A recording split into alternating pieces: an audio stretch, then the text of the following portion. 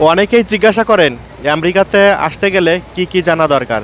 তো আমি বলবো আপনি আমেরিকাতে আসতে গেলে আপনার 3টা বিষয় জেনে থাকলে ভালো। সেটা হলো, প্রথম, আপনি যে দেশে আসবেন সেই দেশের ভাষাটা সুন্দরভাবে জানবেন। আপনি যদি আমেরিকাতে আসেন তাহলে ইংরেজি ভাষাটা আপনার মোটামুটি জেনে থাকা ভালো।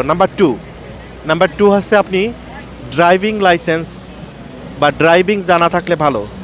যেমন আপনার যদি বাংলাদেশে থাকেন, আপনি ড্রাইভিং লাইসেন্সটা করেন, আপনার যদি ইন্টারন্যাশনাল ড্রাইভিং লাইসেন্স হয় তাহলে ওটা আমেরিকাতেও কাজে আসে, কিন্তু রেগুলার হইলে ওটা আর এখানে কোনো কাজে আসে না। তবে ওই এক্সপিরিয়েন্সটা এখানে কাজে লাগে আপনি যখন ড্রাইভিং লাইসেন্স লার্নার পারমিটের পরে এখান থেকে বের করবেন। তৃতীয়ত, আপনার কম্পিউটারের উপরে যদি মোটামুটি দক্ষতা থাকে সেটা আপনার হেল্পফুল হয়। যেমন আপনি নিজের কাজটা নিজে নিজে অ্যাপ্লাই